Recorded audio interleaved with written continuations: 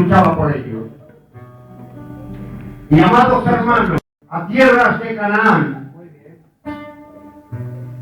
y cada tribu de Israel, eran 12 tribus, como bien saben, cada tribu empieza a tomar su heredad.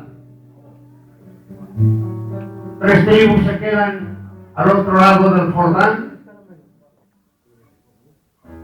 pero las demás pasan el Jordán y empiezan a tomar su heredad. Pero dice la Biblia, como bien hemos leído, el amorreo y el cananeo, amados hermanos, persistían en vivir con ellos. No los pudieron tirar, sino que vivían con ellos. Y esto me llevó a pensar algo, queridos hermanos. Dios le había dado la victoria. Dios les había dado la tierra prometida, la tierra que fluía leche y miel.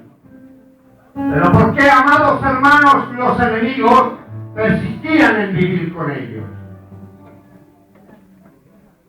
Y dice la Biblia, queridos hermanos, como bien hemos leído, que persistían en vivir con ellos, que no querían marcharse de ninguna de las maneras. Y esto me ha llegado a pensar y a meditar, que nosotros tenemos un enemigo, que Dios nos ha prometido una tierra y un lugar en el reino de los cielos, pero tenemos un enemigo, amados hermanos, que tenemos que batallar diariamente contra él, y ese enemigo es el pecado. El pecado, amados hermanos, persiste en vivir con nosotros. El pecado vive en la puerta afuera, amados hermanos, y el pecado persiste, lo mismo que el amorreo y el cananeo vivía con Israel. Pero déjame decirte, dice la Biblia, como bien hemos leído, que cuando Israel, amados hermanos, se sentía fuerte, dice la Biblia, y hacía el tributario al cananeo y al ferreo. Déjame decirte, amados hermanos, mientras tú seas fuerte, puedes vencer el pecado. Mientras tú seas fuerte, puedes vencer el pecado. Pero déjame decirte, ¿cómo estás debilitado? ¿Cómo estás debilitado? No vences al pecado. El pecado te vence a ti. Tienes que vencer. No puedes dejarte vencer por el pecado. No puedes estar siempre debilitado. Hay algo que me llama la atención, dice la palabra del Señor: fortalécete en Dios y en el poder de tu fuerza. No está en tu fuerza ni en la mía. No, está en la fuerza de Dios. Tengo que buscar diariamente a Dios y estar fortalecido, porque si no, el pecado me arrastra. Déjame decirte. Si no, comparen, hermanos, voy a ponerles un ejemplo. Comparen un hombre fuerte, un hombre débil. A los dos les ataca la de pies, porque está fortalecido. Pero el que está débil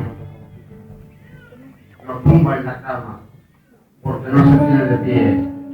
¿Sabes lo que te digo? Que te fortalezcas en Dios. Es la única manera de fortalecerse. Posiblemente haya gente que se fortalezca de otras maneras, pero déjame decirte, el pecado está a la puerta. Y dice la palabra de Dios, que Dios odia el pecado, pero ama al pecador. Por lo tanto te digo, que para poder vencer a este enemigo solo podemos ser con la fuerza del Señor. Solo con su fuerza puedo vencerlo, porque si no, el pecado me arrastra y me lleva a la perdición. Miren, me llama la atención, todos le conocen, a Lot. Vivía en Sodoma y Gomorra, como bien saben. Sobreabundaba el pecado de tal manera que tuvo que bajar Dios, mandar ángeles a que la destruyeran con azufre y fuego. Porque dice la palabra del Señor que el pecado llegaba al mismo trono de Dios. el pecado sobreabundaba. Pero hay algo que me llama la atención, amados hermanos, aunque no vivía en el pecado, estaba con el pecado, pero no participaba del pecado.